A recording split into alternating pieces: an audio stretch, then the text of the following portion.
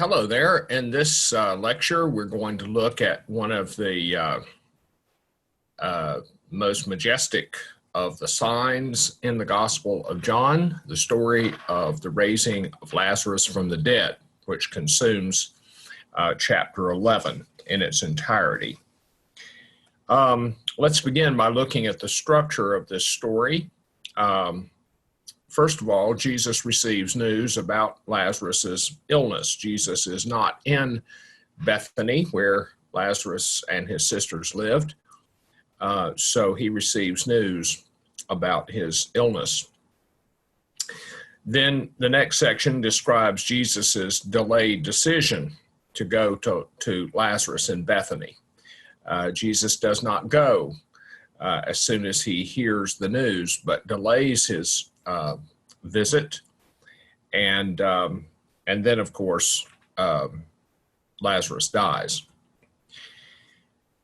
When Jesus does draw near to the home of Mary, Martha, and Lazarus in Bethany, Martha comes out and meets him, and their encounter is described in verses 17 through 27. Then Jesus calls for Mary. So Mary gets up from the place where she's grieving, and she goes out and has a conversation with Jesus.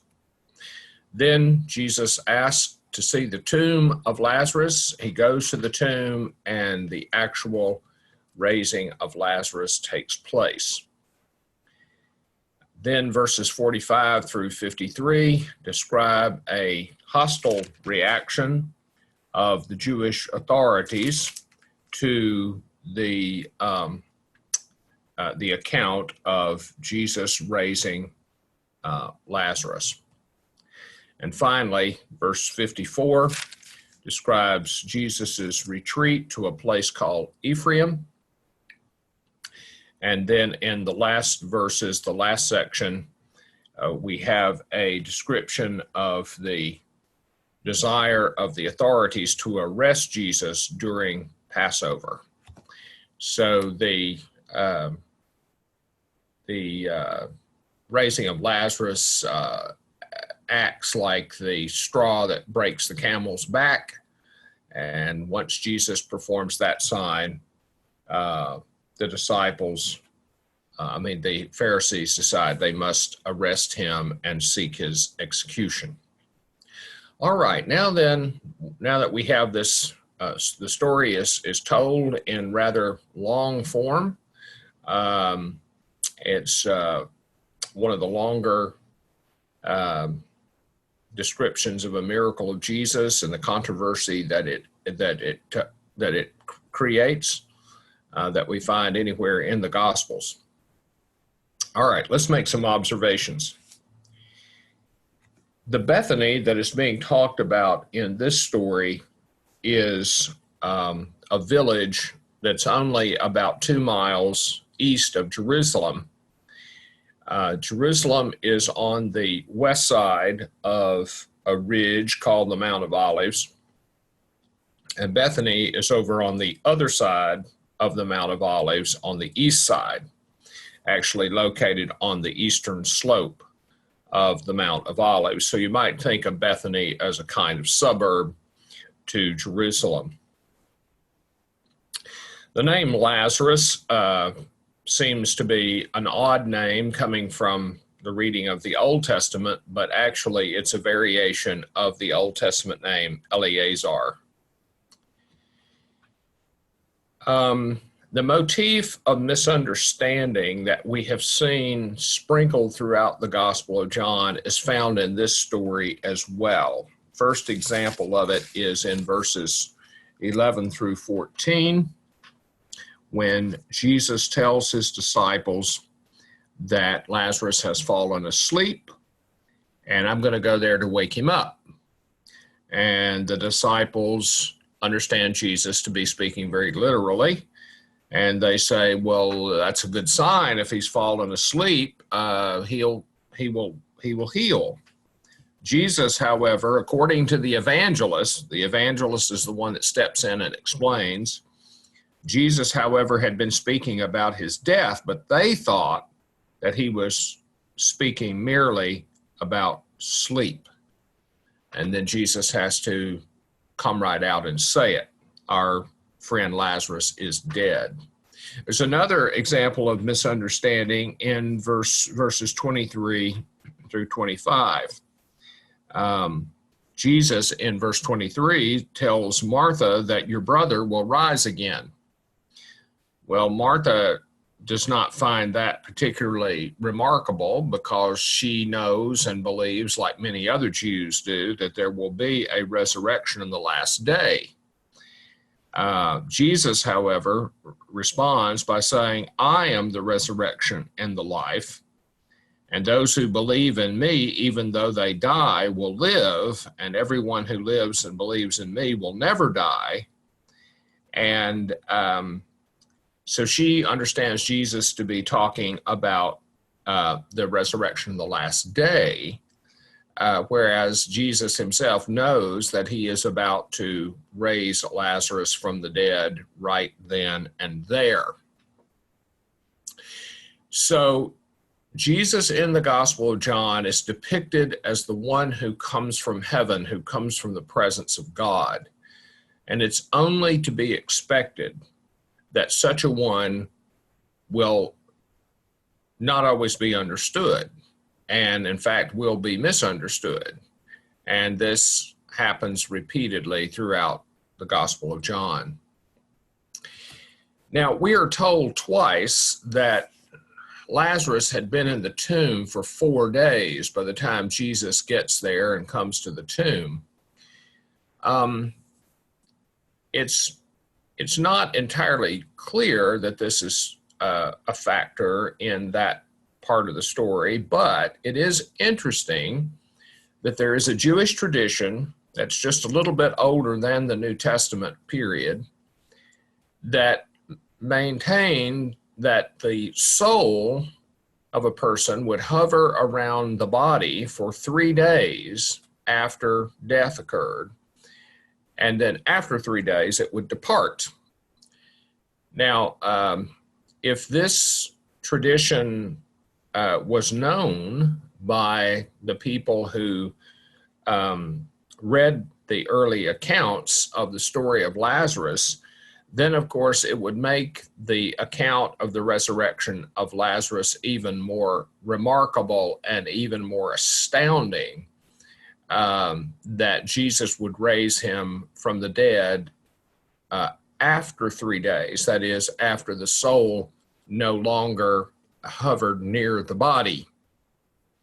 So this is a bit of speculation, but it is possible that the story would have been understood against the background of this belief.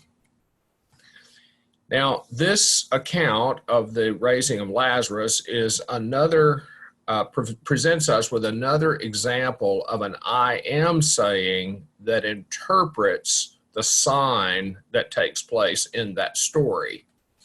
The I am saying, of course, is one of the most famous ones in the Gospel of John, often heard used at funerals. I am the resurrection and the life. So Martha comes to Jesus and she talks about this resurrection. And Jesus says, I am that resurrection. I am the resurrection and the life. And that's what the raising of Lazarus means. If you don't understand that, then you really haven't understood the meaning of Jesus raising Lazarus from the dead. It would just be a remarkable, magical trick that Jesus was able to perform if you don't understand the meaning. The meaning of that event is that Jesus himself is the source of life, the eternal life. He himself is the resurrection and the life. Another observation I'd like for you to notice is that in verse 27, we have a correct Christological confession made by Martha. Even though Martha doesn't understand everything, she does understand the right way to speak about Jesus. She confesses in verse 27, "Yes, Lord," she addresses him as Lord, "I believe that you are the Messiah," that is the Christ, "the Son of God, the one coming into the world." Now, you can go to John chapter 20, verses 30 and 31, and see the purpose statement of the Gospel of John, and you'll notice that her confession is very close to the confession that is used in chapter 20. The evangelist says that the purpose of the narration of these signs is that you may believe that Jesus is the Christ, the Son of God, and that by believing in his name, you may have life. So here we have a confession of Jesus that is full and complete, not partially true, not true but inadequate, but rather a fully adequate explanation of the identity of Jesus. Now, obviously, one of the clearest things about this story is that it portrays Jesus as the one who gives life, that is, the one who gives eternal life to the world.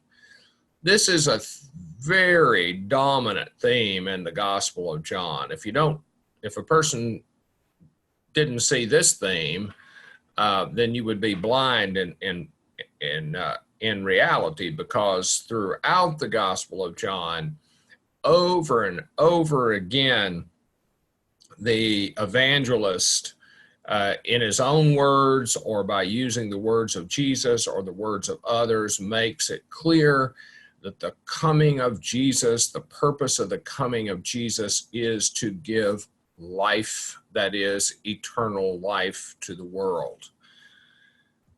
Number 8, this pericope is also a dramatic illustration of the resurrection of believers. I refer you back to John chapter 5, where Jesus makes 2 statements about resurrection, and they are both illustrated in this story. For example, John chapter 5, verses 25 and 26 is a description of the spiritual resurrection that every believer experiences as soon as they put their faith in Jesus. Let me read these verses. "Very truly, I tell you," Jesus says, "the hour is coming and is now here, when the dead will hear the voice of the Son of God, and those who hear will live." That happens as soon as a person hears the words of Jesus and believes them, and then, of course, they receive eternal life.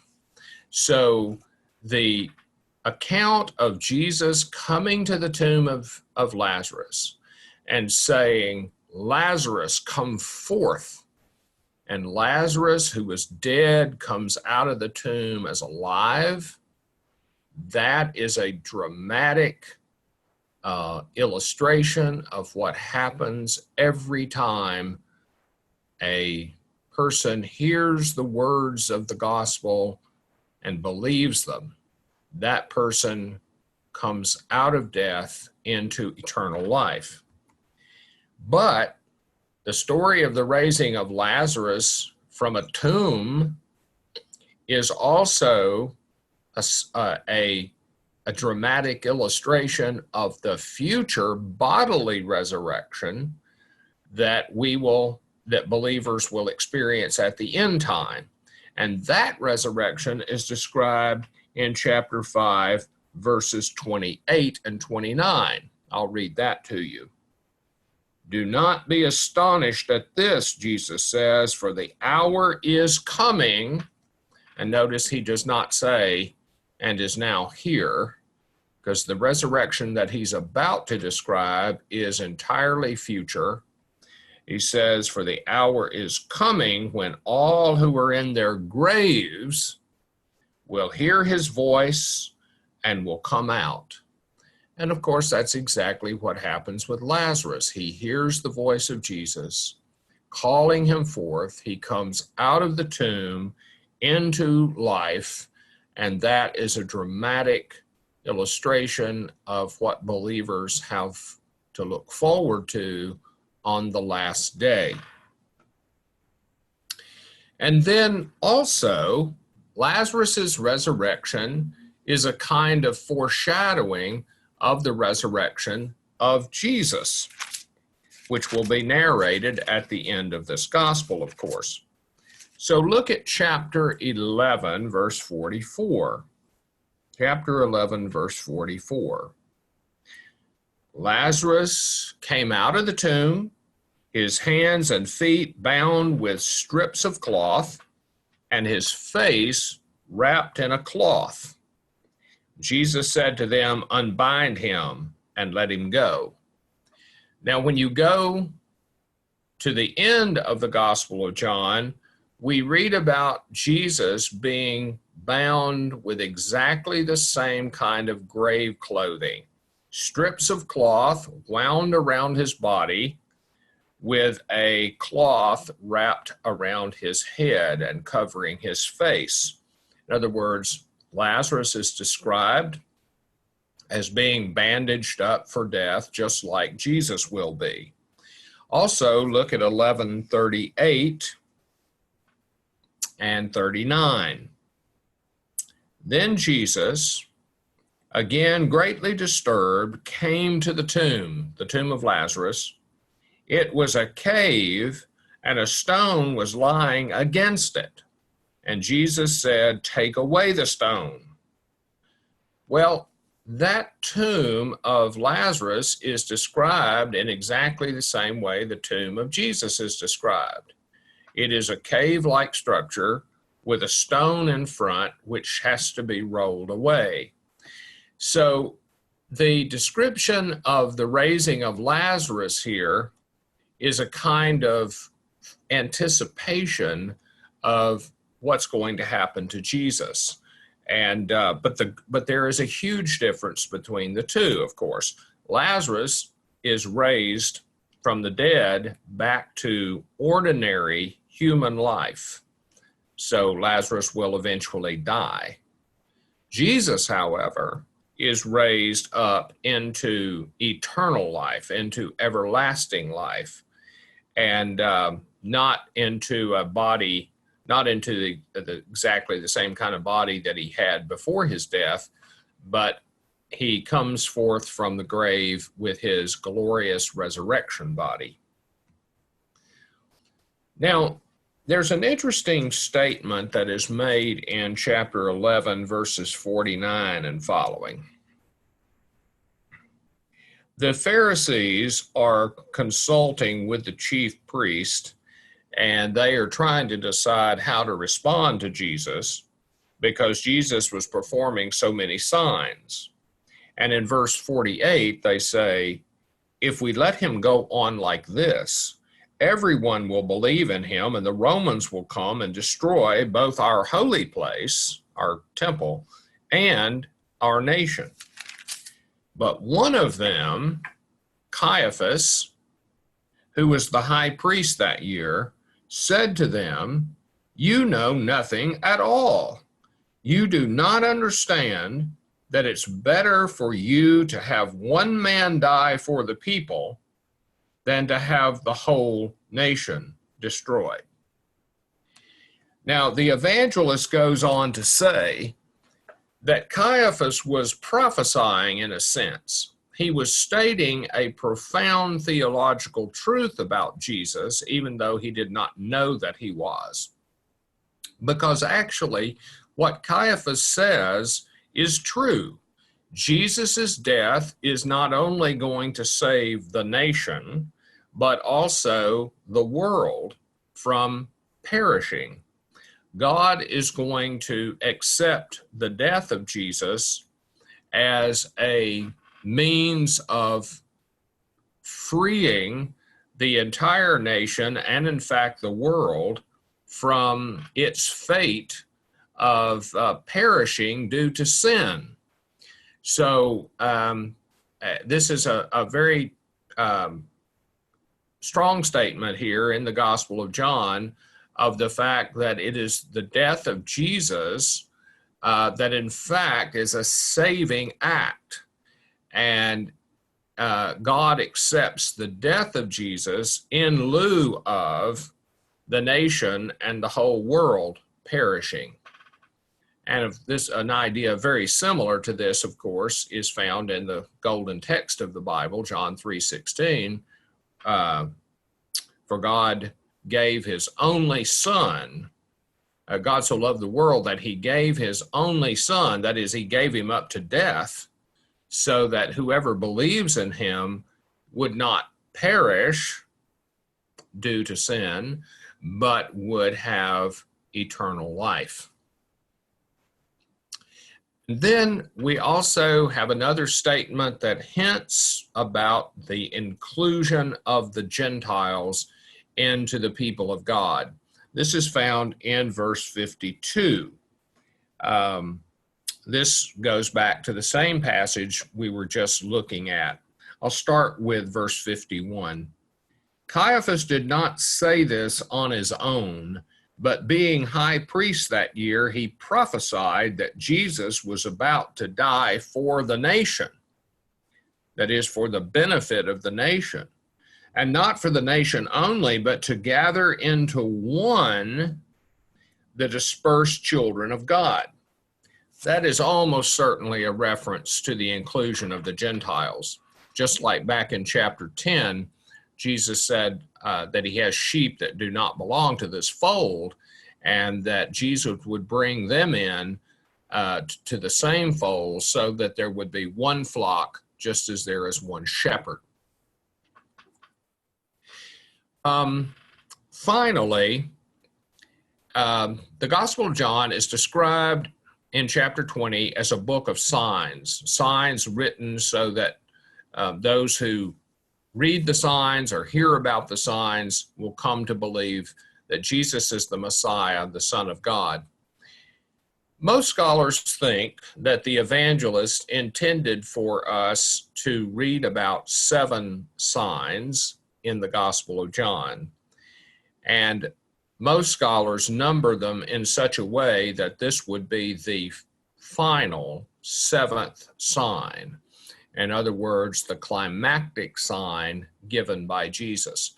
And certainly it is climactic. There's no other sign in the Gospel of John that matches this for sheer drama and power, for Jesus to raise this man from the dead when he's already been dead for 4 days. And so not everyone agrees with this assessment. The evangelist does number the first 2 signs, but then after that, he doesn't number them anymore. So it's possible to number them in a different way. But I tend to agree that this is probably how the evangelist understood it. Certainly, it is the most climactic of the signs performed by Jesus, unless you consider the resurrection of Jesus himself as a sign, which some scholars do. All right, so that takes us through chapter 11, a very dramatic and powerful story, a story that has all kinds of teaching implications in it, especially it presents Jesus as the one who, through whom God gives eternal life to the world. All right, that's all for this lecture, and I will see you later.